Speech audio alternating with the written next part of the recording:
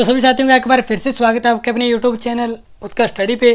और दोस्तों, हम पढ़ रहे थे राजस्थान का इतिहास और इससे पिछले वाले वीडियो में हमने मेवाड़ राजवंश के बारे में कंप्लीट पढ़ लिया था।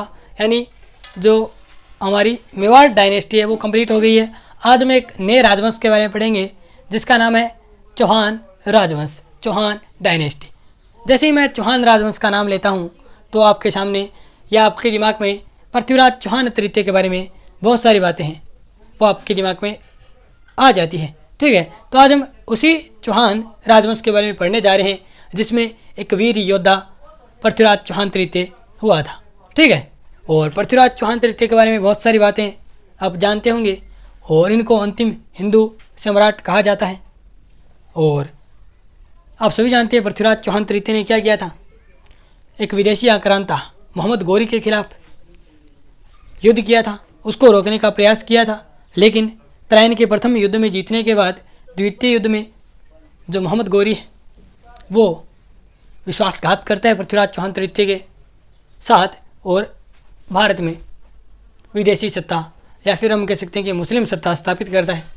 ठीक है, यानी उसके उत्तराधिकारी स्थापित करते हैं। तो आज हम उसी चौहान डायनेस्टी के बारे में पढ़ेंगे। तो जैसे मैं आपसे पूछूं कि पृथ्वीराज जी कौन थे तो आप कहेंगे चौहान, और मैं आपसे पूछूं कि चौहान कौन थे तो अब आप सोचेंगे और आपके दिमाग में, या फिर मैं आपको बताऊं कि चौहान कौन थे तो चौहानों की उत्पत्ति से संबंधित हमें बात करनी है। और अनेक सिद्धांत चौहानों की उत्पत्ति से संबंधित आएंगे और अनेक इतिहासकार हुए हैं, उनके अलग अलग मत हैं चौहानों की उत्पत्ति से संबंधित। अब कोई इतिहासकार है वो चौहानों को सूर्यवंशी बताते हैं तो कोई चंद्रवंशी बताते हैं। ठीक है, इसके अलावा कोई ब्राह्मण बताते हैं तो कोई विदेशी बताते हैं। और पृथ्वीराज रासो है जो चंद्रवरदाई ने लिखी है उसमें अग्निकुंड का सिद्धांत मिलता है। और पृथ्वीराज रासो में चंद्रवरदाई कहते हैं कि चौहानों की उत्पत्ति अग्निकुंड के सिद्धांत से हुई है। तो हम चौहानों की उत्पत्ति सबसे पहले देखेंगे, फिर हम चौहान राजाओं के बारे में देखेंगे।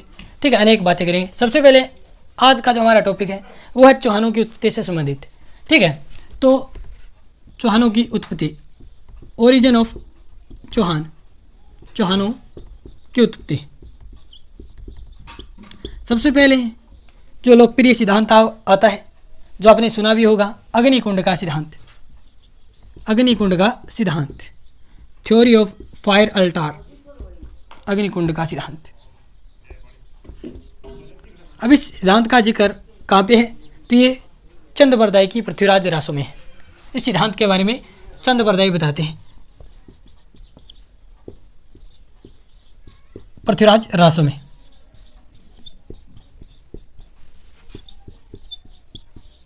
अभी ये क्या बताते हैं, यानी ये सिद्धांत क्या है, तो चंद्रवरदाई कहते हैं कि कोई ऋषि है, उनका नाम है वशिष्ठ, और वो आबू पर्वत पर बैठे यज्ञ कर रहे हैं, यज्ञ की तैयारी कर रहे हैं। कौन? ऋषि वशिष्ठ।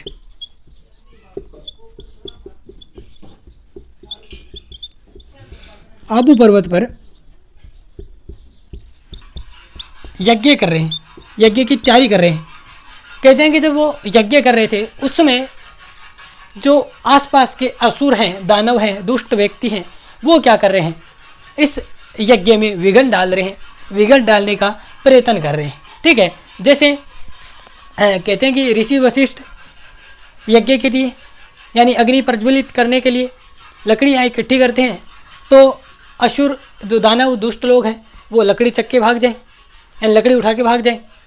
और जब ऋषि वशिष्ठ लकड़ी इकट्ठी करें फिर से और वो माचिस से यानी आग जलाने की कोशिश करें तो माचिस उठा के भाग जाएं या चक्के भाग जाएं। ठीक है, तो इस प्रकार ऋषि वशिष्ठ को जो असुर हैं, दानव है, दुष्ट व्यक्ति हैं, वो एकदम तंग कर देते हैं।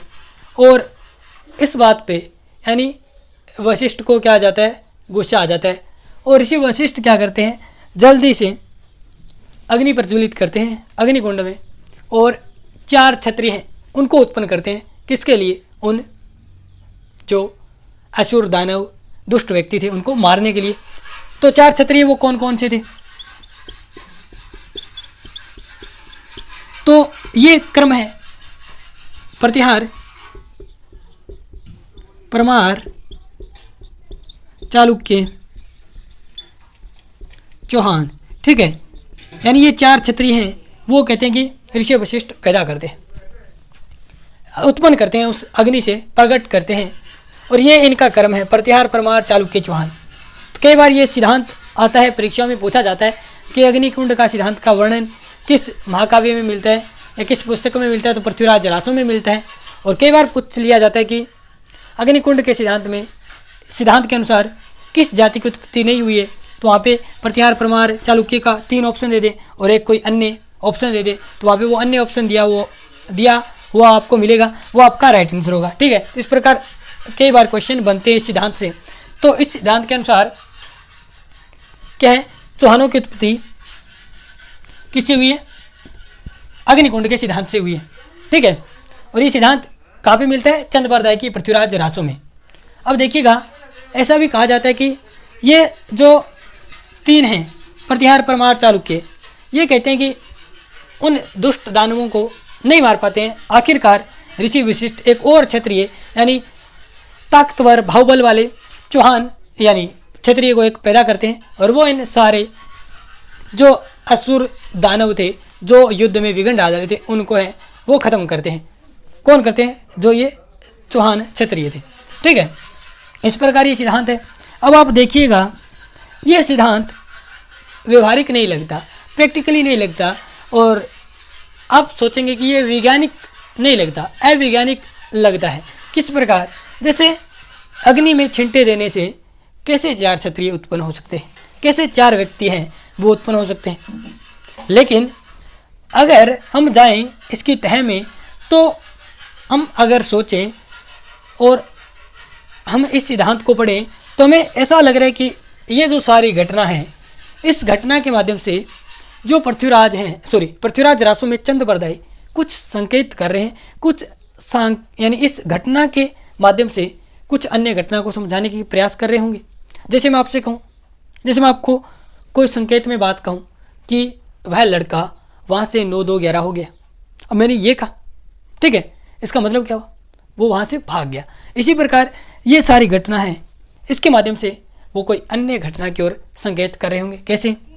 जैसे ये 4 क्षत्रिय उन्होंने उत्पन्न किए और उन्होंने इन क्षत्रियों के माध्यम से उन दानवों का नष्ट किया जो इनके यज्ञ में विघ्न डाल रहे थे। ठीक है, तो यहाँ पे अग्नि वाला, लेकिन हम अग्नि को देखें तो अग्नि वैदिक काल में बहुत ही पवित्र मानी गई है, और अभी भी आप देखते हैं अग्नि को पवित्र माना गया है। अभी हम अग्नि को एक देवता के रूप में मानते हैं। आप सभी देखते हैं कि घर में प्रसाद वगैरह चढ़ाया जाता है, तो वो अग्नि पे चढ़ाया जाता है, बगैर अग्नि यानी धूपिया के बगैर नहीं चढ़ाया जाता। ठीक है, तो ये अग्नि की क्या एक पवित्रता है, और इसको देवता के रूप में हम मानते हैं। वैदिक काल में अगर आप देखेंगे तो वैदिक काल में तो अग्नि को देवता और मनुष्यों के मध्यस्थ का काम करता हुआ बताया गया है। यानी जो भी मनुष्य की मनोकामनाएं हैं, इच्छाएं हैं, वो देवताओं तक पहुंचाने के लिए जो माध्यम है वो क्या है? अग्नि है। ठीक है, यानी अग्नि को वैदिक काल में भी बहुत ही पवित्र माना गया है, और वर्तमान में आप बहुत सारे उदाहरण देख सकते हैं। जैसे वो प्रसाद वाला अभी मैंने आपको बताया, इसके अलावा होम वाला, यज्ञ वाला, यानी वर्षा के देवता कौन है? इंद्र। ठीक है, हमें वर्षा के लिए प्रार्थना किससे करनी है? इंद्र से, कि वर्षा करो हमारे गांव में। यानी कई बार हमारे गांव में वर्षा नहीं होती है, तो हम यही करते हैं, इंद्र से कहते हैं कि वर्षा करो। लेकिन हम सीधे इंद्र को नहीं कहते, हम यज्ञ करते हैं। उस यज्ञ में हम एक अग्नि कुंड जिसमें हम अग्नि जलाते हैं, उसमें मंत्रों उच्चारण करते हैं, और उसके माध्यम से हम अग्नि के माध्यम से वो क्या करते हैं? इंद्र तक अपनी बात यानी वर्षा कराने की बात पहुंच जाते हैं। तो अग्नि का महत्व है कहीं ना कहीं। और आप महत्व देख सकते हैं, विवाह में अग्नि होती है, यानी जो चौरी होती है उसमें अग्नि है, वो जलाई जाती है। ठीक है, और उसके चारों ओर वर वधू है वो फेरी लेते हैं। और आपने ये भी देखा होगा कि जो वधू होती है, जो शादी में लहंगा पहन रखती है, उसको 2 महिलाएं उठाए रखती है, ऐसे पकड़े रखती है, और वो बीच में ऐसे प्रात ऐसे, ताकि वो जो लहंगा है वो भारी लहंगा पहन रखा है वधू ने, वो कहीं जल ना जाए अग्नि में। लेकिन आप देखते हैं कि यहाँ पे अग्नि होती है बीच में, यहाँ पे कोई पानी नहीं, यानी पानी रख लिया जाए, नहीं रखते, क्योंकि अग्नि पवित्र है। यहाँ पे पानी की प्रात रख ले ताकि वो लहंगे वाली समस्या ना रहे, यानी 2 महिलाएं पकड़ रखती है, वो वाली समस्या नहीं रही। ठीक है, तो लेकिन अग्नि है उसको पवित्र माना जाता है। अब यहाँ पे अग्नि की पवित्रता आपने देखी। और अब प्राचीन काल में देखेंगे कि अनेक क्षत्रिय थे, वो क्या करते हैं, अहिंसा का मार्ग अपना लेते हैं। यानी अनेक विदेशी आक्रमण हो रहे थे उस समय, अनेक क्षत्रिय वो की हैं, वो भारतवर्ष या आर्यवर्त है उसको बचाने का प्रयास कर रहे थे और विदेशी आक्रांताओं को भगा रहे थे। लेकिन जब हम पढ़ते हैं कि जैन धर्म और बौद्ध धर्म है उसका प्रचार प्रसार होता है, और हम देखेंगे कि जो महात्मा बुद्ध है वो भी क्षत्रिय है, वो यानी कपिल वस्तु के सांख्य गण से सुदोधन की संतान है, वो राजकुमार है। कौन? महात्मा बुद्ध क्षत्रिय है, लेकिन वो क्या करते हैं, वो क्षत्रिय है लेकिन वो अहिंसा का मार्ग अपनाते हैं। और बौद्ध धर्म वो चलाते हैं, प्रचार प्रसार उसका करते हैं, और कहते हैं कि बौद्ध धर्म और जो जैन धर्म है, जैन धर्म के प्रवर्तक, ठीक है, हम कहते हैं कि महावीर को मानते हैं, तो भगवान महावीर वो भी कहते हैं कि क्षत्रिय थे, लेकिन उन्होंने भी अहिंसा का मार्ग अपनाया। और बौद्ध धर्म जैन धर्म के प्रभाव में आकर जो अनेक क्षत्रिय थे जो विदेशी आक्रांताओं को भगा रहे थे आर्यवर्त से, वो भी क्या करते हैं, वो क्षत्रिय से अहिंसा का मार्ग अपना लेते हैं। लेकिन जैसे जैसे कहते हैं कि अनेक आक्रमण भारी आक्रांताओं के होने लगे, आप मुस्लिम आक्रमण देखते हैं, उस समय कहते हैं कि अनेक जो अहिंसा का मार्ग अपना चुके क्षत्रिय थे वो फिर से उठते हैं, और कहीं ना कहीं ये उसी बात का संकेत है। यानी ये या तो क्या है कि ऋषि वशिष्ठ यज्ञ कर रहे हैं, यज्ञ में वो जो क्षत्रिय अहिंसा का मार्ग अपना चुके हैं उन क्षत्रियों को यज्ञ के माध्यम से कह रहे हैं कि हमारे आर्यवर्त पर, भारतवर्ष पर विदेशी आक्रांताओं का आक्रमण हो रहा है, उससे आप जो क्षत्रिय अहिंसा का मार्ग अपना चुके हैं वो फिर से लड़े। इस यज्ञ के माध्यम से वो ये कह रहे होंगे। ठीक है, या फिर हो सकते हैं कि ये जो 4 हैं ये कोई व्यक्ति होंगे जो क्षत्रिय रहे होंगे और उन्हें अहिंसा का मार्ग अपना लिया होगा, लेकिन अब ऋषि उनको फिर से अपने मातृभूमि की रक्षा का प्रण दिलवाते हैं, उनके बारे में बताते हैं, फिर से इन क्षत्रियों को लड़ने के लिए कहते होंगे। ठीक है, इस यज्ञ के माध्यम से इन 4 को तैयार कर रहे होंगे, यानी इन चारों को देवताओं के आशीर्वाद प्राप्त करा रहे होंगे यज्ञ के माध्यम से। ठीक है, तो इस प्रकार आप समझ सकते हैं कि ये भी हो सकता है कि ये प्रतिहार परमार चालुक्य चौहान ये कोई कबीलों के सरदार होंगे और इनको यज्ञ के माध्यम से एक देवताओं की शक्ति है उसकी अनुभूति करा रही हो, यानी ऋषि करा रहे होंगे ताकि इनको एक शक्ति मिले ताकि वो विदेशी आक्रांताओं के विरुद्ध लड़ सकें। ये वो 4 क्षत्रिय हैं, प्रतिहार परमार चालुक्य चौहान। तो इस प्रकार आप इस सिद्धांत को विस्तार से समझ सकते हैं, यानी इतिहास को आप थोड़ा सोच के भी पढ़ा जाना चाहिए। ठीक है, तो ये सिद्धांत आपको समझ में आ गया होगा। एक बार फिर से रिपीट कर देता हूँ। अग्निकुंड का सिद्धांत जो चंद्रवर्दय की पृथ्वीराज जरासु में मिलता है, इसमें ये कहते हैं कि आबू पर्वत पर ऋषि वशिष्ठ यज्ञ कर रहे हैं, कुछ असुर यानी असुर दानव है, वो राक्षस दुष्ट लोग हैं, वो इस यज्ञ में विघ्न डाल रहे हैं। इसका मतलब ये असुर जो दानव दुष्ट हैं ये वो विदेशी आक्रांताएं होंगे जो भारतवर्ष पर आक्रमण कर रहे हैं, यानी अग्नि रूपी अग्निकुंड जो भारतवर्ष हम कह सकते हैं उस पर आक्रमण कर रहे होंगे और ये क्षत्रिय उनको भगाते हैं, ऐसा भी हो सकता है। ठीक है, तो ये सिद्धांत आपको समझ में आ गया होगा। अगर आप स्क्रीनशॉट लेना चाहें तो यहाँ पे ले सकते हैं। अब देखिए दूसरा सिद्धांत, ये तो हुआ अग्निकुंड का सिद्धांत जिसमें चौहानों की उत्पत्ति अग्निकुंड से मानी गई है। अब दूसरा सिद्धांत आता है ब्राह्मण, यानी कुछ अभिलेख कुछ इतिहासकार हुए हैं वो चौहानों को या फिर चौहानों की उत्पत्ति ब्राह्मणों से मानते हैं। तो दूसरा सिद्धांत यानी कौन कौन इनको ब्राह्मण बताते हैं वो हम देख लेते हैं। ठीक है, तो सबसे पहले एक अभिलेख, एक इंस्क्रिप्शन, कौन सा? बिजोलिया इंस्क्रिप्शन, बिजोलिया अभिलेख, जो कब का है? 1170 का। किसके समय का? तो सोमेश्वर। ठीक है, हम आगे सोमेश्वर के बारे में पढ़ेंगे। सोमेश्वर चौहान राजवंश में एक राजा हुए हैं और ये पृथ्वीराज चौहान तृतीय के पिता थे सोमेश्वर। ठीक है, इनके समय का अभिलेख हमें मिलता है बिजोलिया भीलवाड़ा से, पार्श्वनाथ मंदिर है जैन, वहाँ पर ये लगा हुआ है। और इस अभिलेख में चौहानों को वत्स गोत्रीय ब्राह्मण बताया गया है, यानी ब्राह्मण भी बताया गया है और उनकी गोत्र भी बताई गई है कि ये वत्स गोत्रीय ब्राह्मण हैं। ठीक है, तो ये बात आप याद रखिएगा। इसके अलावा दशरथ शर्मा, एक इतिहासकार हुए दशरथ शर्मा।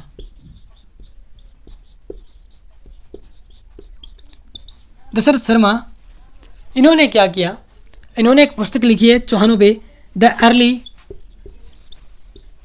चौहान डायनेस्टी। ठीक है, यानी द अर्ली चौहान, यहाँ पे लिख देता हूँ, चौहान डायनेस्टी। ठीक है, यानी द अर्ली चौहान डायनेस्टी नाम से दशरथ शर्मा ने एक पुस्तक लिखी है, और इस पुस्तक में भी दशरथ शर्मा ने चौहानों की उत्पत्ति या चौहानों को ब्राह्मण बताया है। ठीक है, इसके अलावा ऐसे भी आप याद रख सकते हैं कि दशरथ शर्मा यानी ब्राह्मण है, तो उन्होंने चौहानों को ब्राह्मण बताया। इसके अलावा एक इतिहासकार गोपीनाथ शर्मा, ये भी ब्राह्मण है, शर्मा है, तो इन्होंने भी चौहानों को ब्राह्मण बताया है। इसके अलावा एक कवि हुए हैं नियामत खां। ठीक है, ये कहते हैं कि नियामत खां फतेहपुर सीकर में एक ठिकाना पड़ता है, वहाँ के नवाब हुआ करते थे नियामत खां। ठीक है, और ये कवि जान के नाम से कविताएं लिखा करते थे, रचनाएं लिखा करते थे, और इनकी एक रचना है यानी नियामत खां, जिन्हें कवि जान, यानी ये कवि जान के नाम से जान रचना लिखा करते थे। इन्होंने एक रचना लिखी है कायम रासो, कायम खा रासो या कायम रासो। इसमें उन्होंने जो कायम खानी मुस्लिम है उनका इतिहास बताया गया, अपने वंश का इतिहास बताया।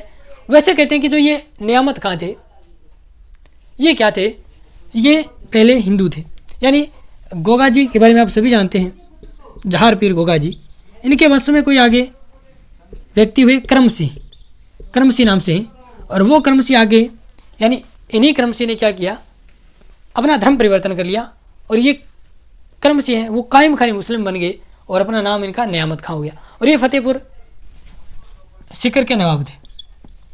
ठीक है, और ये बताते हैं, ये ब्राह्मण बताते हैं चौहानों को, यानी हम ये कहते हैं कि हम भी चौहान थे, लेकिन हमने मुस्लिम यानी कायम खानी मुस्लिम हम बन गए, और ये फतेहपुर सीकर के नवाब थे। उन्होंने एक पुस्तक लिखी कायम खा रासो, और ये कवि जान के नाम से लिखते थे। इनका नाम वैसे नियामत खां था। वैसे ये पहले कौन थे, तो ये हिंदू थे, क्रमसी। तो ये बताते हैं अपनी पुस्तक कायम खा रासो में कि हम ब्राह्मण हैं, यानी चौहान है, चौहानों को ब्राह्मण बताया है। सीधी बात आपको याद रखनी है, 4 चीज़ें बिजोलिया अभिलेख में चौहानों को ब्राह्मण बताया गया। दशरथ शर्मा, गोपीनाथ शर्मा, ये भी चौहानों को ब्राह्मण बताते हैं। इसके अलावा क्या कायम खा रासो में भी जो नियामत खां या कवि जान ने लिखे, उसमें भी चौहानों को ब्राह्मण बताया गया है। ठीक है, स्क्रीनशॉट आप ले सकते हैं। इसके बाद में देखते हैं जो तीसरी जो सिद्धांत है, या फिर कुछ लोग इनको चंद्रवंशी भी मानते हैं, यानी तीसरे में हम पढ़ेंगे चंद्रवंशी। यानी चंद्रवंशी कौन कौन बताते हैं चौहानों को, तो 2 अभिलेख हैं। एक तो हाँसी अभिलेख, हाँसी एक जगह पड़ती है हरियाणा में, और हाँसी अभिलेख है, ये हम पढ़ेंगे पृथ्वीराज सेकंड के बारे में। ये पृथ्वीराज सेकंड के समय का अभिलेख है हाँसी अभिलेख, और इसमें हमें जानकारी मिलती है कि चौहान है वो चंद्रवंशी है। इसके अलावा एक अभिलेख सिरोही से मिलता है, अंचलेश्वर अभिलेख, इससे भी हमें ये जानकारी मिलती है कि चौहान है वो चंद्रवंशी है, या इस अभिलेखों में चौहानों को चंद्रवंशी बताया गया है। ठीक है, इसके अलावा साथ में हम सूर्यवंशी भी देख लेते हैं, ये भी आप लिख सकते हैं, सूर्यवंशी देख लेते हैं। अब सूर्यवंशी यानी आप सभी जानते हैं राजा है, वो कहीं ना कहीं अपने आप को जोड़ लेते थे। कोई राजा अपने आप को चंद्रमा से जोड़ता था, तो कोई सूर्य से जोड़ता था। तो अब चंद्रवंशी के बारे में हमने पढ़ा कि जो हाँसी अभिलेख है पृथ्वीराज सेकंड का समय, यानी सेकंड के समय का, वो हम पढ़ेंगे। और इसके अलावा अंचलेश्वर अभिलेख है, दोनों जो इंस्क्रिप्शन है इनमें हमें जानकारी मिलती है कि ये क्या है, चंद्रवंशी है। लेकिन अब सूर्यवंशी वाले भी हम चीज़ें देख लेते हैं, यानी कौन कौन इनको सूर्यवंशी बताते हैं। थोड़ा मार्कर में शाही नहीं है। ठीक है, सूर्यवंशी यहाँ पे मैं बड़े बड़े लिख रहा हूँ, आप देख लेना। सूर्यवंशी देखिएगा, सूर्यवंशी में सबसे पहले हम नाम ले सकते हैं अमीर महाकाव्य। महाकाव्य, अमीर महाकाव्य जो नयनचंद्र सूरी की रचना है, उसमें चौहानों को सूर्यवंशी बताया गया है। इसके अलावा अमीर रासो जो सारंग दरिया जोधराज ने लिखी, उसमें भी चौहानों को सूर्यवंशी बताया गया है। इसके अलावा जो आपका पृथ्वीराज विजय है जो जानक ने लिखा है, उसमें भी बताया गया है कि चौहान है वो सूर्यवंशी है। इसके अलावा जो ऑथेंटिक जो राजस्थान के इतिहासकार हुए जिन्होंने बहुत ही ऑथेंटिक राजस्थान का इतिहास लिखा है, इनका नाम आप सभी जानते होंगे, गौरीशंकर हीराचंद ओझा।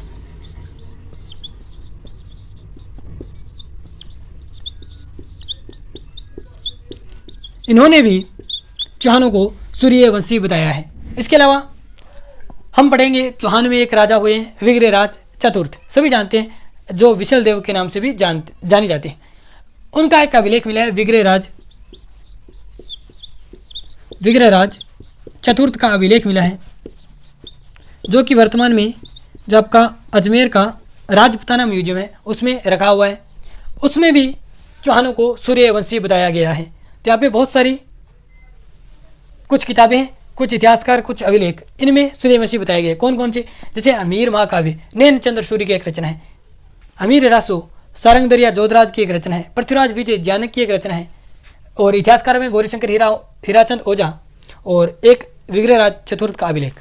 ठीक है, ये सारे जो हैं स्रोत, इनमें चौहानों को सूर्यवंशी बताया गया है। अब हमने बात कर ली चंद्रवंशी, सूर्यवंशी, ब्राह्मण, और एक बात हमने की जो अग्निकुंड के सिद्धांत की। अब हम बात करते हैं कि कुछ इतिहासकार विदेशी बताते हैं। अब विदेशी कौन बताएंगे? जो विदेशी होंगे, याद रखना बहुत ही आसान है, यानी विदेशी होंगे वही विदेशी बताएंगे।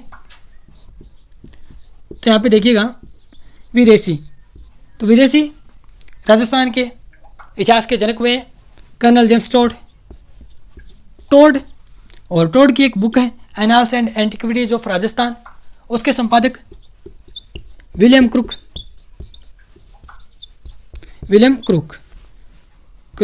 ठीक है, ये क्या कहते हैं? ये विदेशी बताते हैं। इसके अलावा एक और इतिहासकार हुए Smith, VA. Smith, Vincent Arthur Smith. ठीक है, इनकी एक पुस्तक है the early history of India, ये आ रहा है ना, अर्ली हिस्ट्री ऑफ इंडिया। इसमें भी ये चौहानों को क्या बताते हैं? विदेशी बताते हैं। यानी Tod, William Crooke, Vincent Arthur Smith, ये भी अपनी पुस्तक the early history of India, इसमें भी चौहानों को विदेशी बताते हैं। इसके अलावा टोड इनको संक व सीतियन कहता है, यानी विदेशी में भी ये कौन से विदेशी हैं? जो संक या सीतियन। ठीक है, तो ये आज हमने चौहानों की उत्पत्ति से संबंधित सिद्धांत पढ़ा, और कल हम पढ़ेंगे कि चौहानों के उत्पत्ति स्थल, या फिर हम पढ़ेंगे बिजोलिया अभिलेख को सेपरेट। ठीक है, और विग्रहराज चतुर्थ का जो अभिलेख है उसके बारे में भी जानकारी लेंगे, क्योंकि बिजोलिया अभिलेख के बारे में, चौहानों के बारे में बहुत सारी जानकारियाँ मिलती हैं, वो हम पढ़ लेंगे। तो हमारे जब हम राजा पढ़ेंगे तो उसमें बिजोलिया अभिलेख से हम कनेक्ट कर पाएंगे बातों को। ठीक है, तो आज हमने ये पढ़ा चौहानों की उत्पत्ति से संबंधित सिद्धांत। तो आपको ये क्लास कैसी लगी आप कमेंट बॉक्स में जरूर बताइएगा, और मिलते हैं अगले वीडियो में। धन्यवाद।